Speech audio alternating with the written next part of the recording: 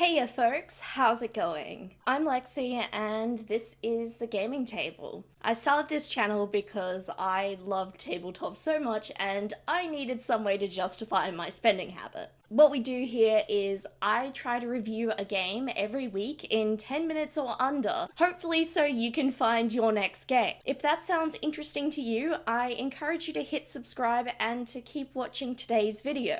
I've been really into checking online or local groups for anyone who is trying to offload tabletop role-playing game books, and I happened to pick this one up through that. I'm pretty pleased that I managed to get a copy of this one though. We're diving into a game from one of my favourite companies, Evil Hat Productions. Without much further ado, this is Scum and Villainy. Scum and Villainy is a science fiction game based in a little corner of the universe called the Procyon sector. Distant travel through space has now been made possible through warp gates. They act as shortcuts between solar systems and galaxies. The Procyon sector is not the most loved out of the universe, and it's considered a washed-up backwater filled with morally dubious people. The current rulers are from House Mulcahy, who manage the sector on behalf of the hegemon. There's 4 systems that make up the Procyon sector, Rin the closest to the hegemony, and a former hub for mining. There's Holt, who is mystical, mysterious, and has a gate to another system that was never opened. Then there's Iota, which is the industrial powerhouse of this setting. Lastly, there is Breck, which is the bureaucratic center filled with neon lights. The hegemony's control and rule of the Procyon sector often divides everyone who lives in it. On one hand, they bring a sense of law and order, but on the other hand, their rule can be pretty unpleasant and brutal at times. I really like how the manual writes up and describes each place. For starters, there's always a short write-up about the place, and then there are 4 stats that you can take a look at: wealth, crime or syndicate, tech level, and weird. Each place gets a rating in each of these categories from a 1 to 3. You get more details in write-ups or factions that dominate this galaxy and who's prominent where. There's 3 broad categories for factions: hegemony, weirdness, or criminal. This part of space is populated mostly by humans, but you'll find other bipedal sentient species around in many places. Scum and Villainy setting is one of discontent. The ordinary folks of this world are caught between villainous criminals and hegemony officials. Your player characters might fall somewhere in the middle. The Procyon sector was colonized a long time ago, and you definitely feel that there's a sense of history, and many of these factions or groups have been well established for a very long time. The effects of this past provide a lot of very interesting story hooks that an adventure could dive into. Scum and Villainy is played with the Forged in the Dark system, which first debuted in Blades in the Dark. It seems to me that Blades in the Dark was so successful that Evil Hat Productions is kind of going all in on making games using this system, and I can't really blame them for that. I have encountered some Forged in the Dark games that I'm not entirely sold on, but I have to say off the bat, I do think this one works for me. The basic of Forged in the Dark is you roll a pool of d6s and you identify your highest rolling die. Most of the time, that's the only one that matters. If you get a 6, that's a success. If you get more than 1 6, that's like an extra special success. A 4 to 5 is a success with some kind of price or consequence,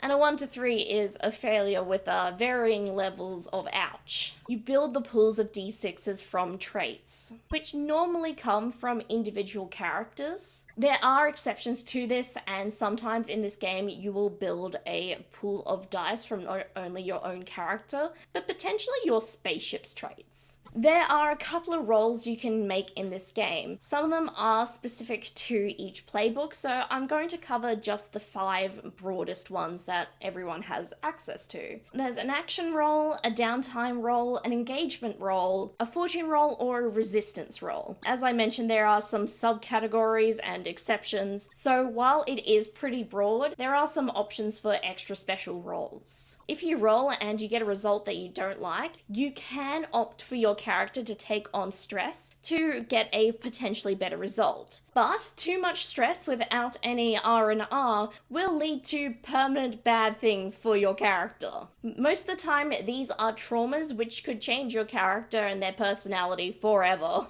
The characters in this game can be on a broad moral spectrum. They might be the most lawful member of the hegemony, or they could be on the run and be an amoral criminal. To start building a character, you need to choose a playbook. There's Mechanic, Muscle, Mystic, Pilot, Scoundrel, Speaker, and Stitch. These come with some basic stats which you can add to and modify, as well as those special moves I discussed. You do also, when you're building your character, choose some additional features to flavor them to make them more your own. These are choosing a starting ability, choosing a special ability, a heritage, a background, some points to distribute in those stats, choosing a friend and a rival, then choosing a vice, and then lastly an alias and a look. In addition to individual character sheets, the spaceship that your group gets around on is going to have its own sheet and almost a personality of its own. This is the case in science fiction involving spaceships, that the spaceship tends to have its own persona or characterization. Overall, I think the mechanics are a solid application of the Forged in the Dark system, and I like that even though you start with the base of a playbook, there is plenty of options for customization and personalizing it to what you would like to play. I have another few things about Forged in the Dark that I really love that I just want to quickly mention. There's a thing called position rolls. When a player makes a roll in the Game Master might let them know what position they're standing in when they make the roll. This could mean even a roll of a 6 could still come with some risks, or what they're attempting to do is cakewalk. The other feature I really love is clocks. This game often represents events happening outside or around the players using sort of a little pie chart. As different things are ticked off or time passes, you color in sections of the pie chart. I find this really interesting because I think it definitely shows that the world still moves while the camera is on the players. Overall, I'm pretty pleased with this entry from Evil Hat Productions. This is a decently thick manual with, I think, a lot of content that you could get into for your own game. And there's plenty of details and advice on running the game, not just from the setting, but the mechanics and how to use them.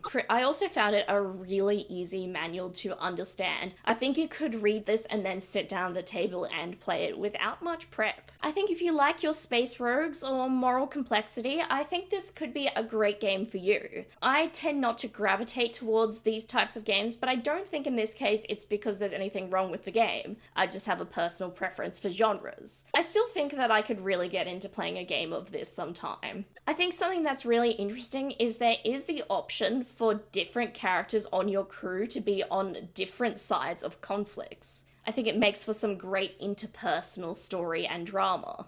I'd say the mechanics are pretty light to medium crunch, mostly you just want to keep an eye out for your highest rolling dice. You can get a copy of this manual for $35 US. Depending on how much the concept and the Forged in the Dark system appeals to you, that could be a fantastic price. Overall, I liked Scum and Villainy. I found the genre pretty interesting, and I liked the write-up for the setting. But what did you think? If you were to play a game of Scum and Villainy, would you want your characters in your group to be on different sides of conflicts? Let me know your thoughts in the comments down below. While you're there, I encourage you to like this video, subscribe and turn on notifications so YouTube tells you when I've next uploaded. If you like, you could even share this video with a friend if you think they might enjoy it. It all really helps YouTube think this channel is worth seeing, and they'll finally give us a chance in the sea of the algorithm. I also have a Ko-Fi page which you can donate to if you would like to support this channel. I hope you're all well, and I look forward to seeing you next time at the gaming table. Bye!